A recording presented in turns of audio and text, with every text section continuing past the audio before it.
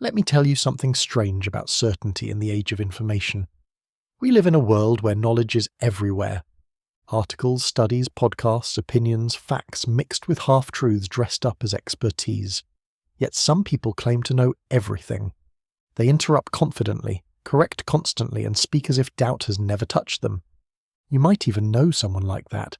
Maybe you've been annoyed by someone like that. And here's the question that always lingers in people's minds. Why? Why would someone need to be right about everything when the wisest people admit how little they know? It's easy to assume that know-it-alls are simply arrogant or insecure, but that's not the full picture. Beneath the surface, there's an entire psychology at play. One that speaks volumes about fear, identity, and the desperate need to feel valuable in a world that constantly questions your worth.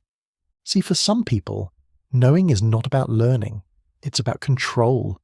It's the illusion of power in a life that feels powerless. Because whether we admit it or not, our culture has subtly equated intelligence with importance. It rewards those who speak first. It praises confidence over curiosity. And yet, those who claim to know everything are often the ones who understand the least about themselves. They talk without listening. They assert without reflecting. They correct without considering. Psychologists have found something fascinating. People who exhibit know-it-all behavior often score higher on traits like intellectual insecurity, need for validation, and fear of irrelevance. They tend to be deeply uncomfortable with uncertainty and ambiguity. In other words, they aren't trying to educate you. They're trying to protect themselves, and in a world that punishes not knowing, that's survival. Because let's be honest, most of what know-it-alls do is not about sharing wisdom. It's about establishing dominance. It's an unconscious performance of competence. Every correction, every interruption, every actually says, I matter because I know. Do you see my value?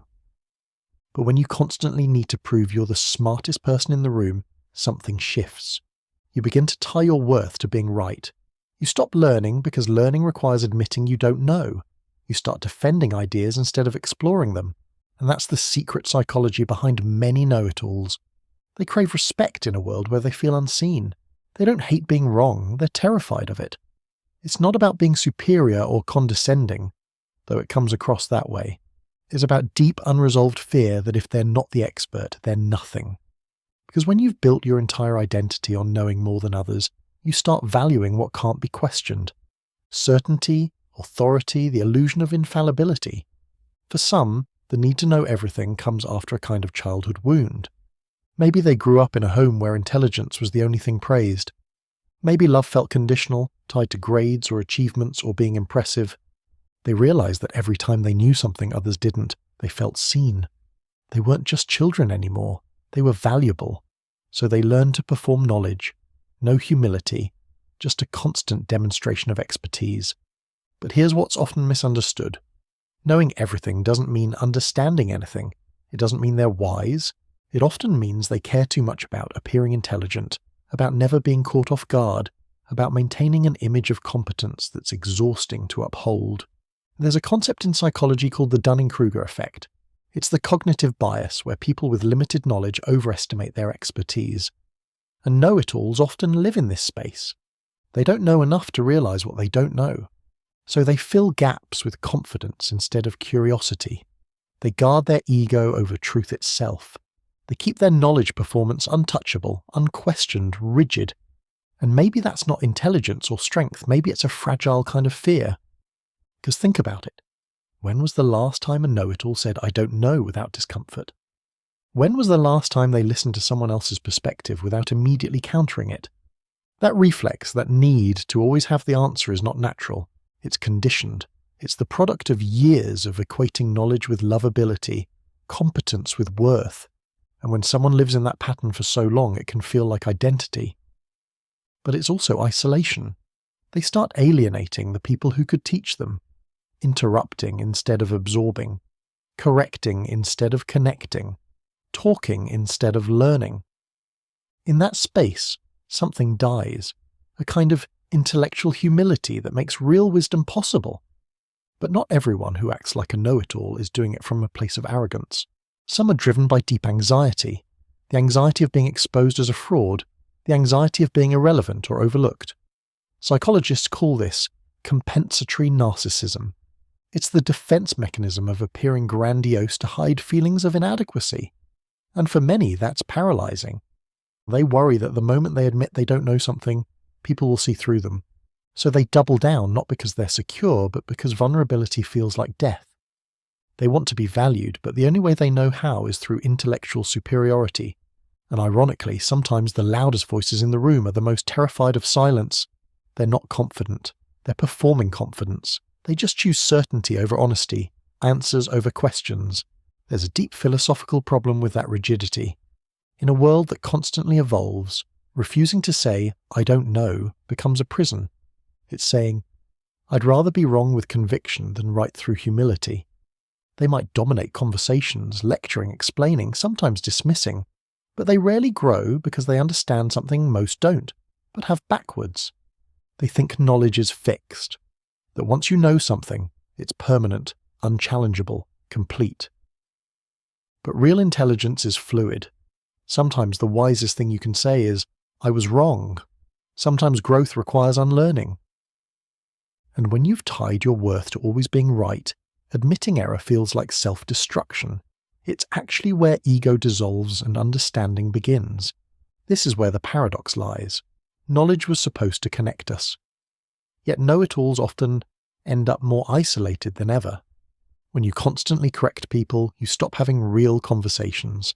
When you always need to be the expert, you stop being the student. That kind of existence, rigid, defensive, feels lonelier, more brittle, and infinitely more exhausting.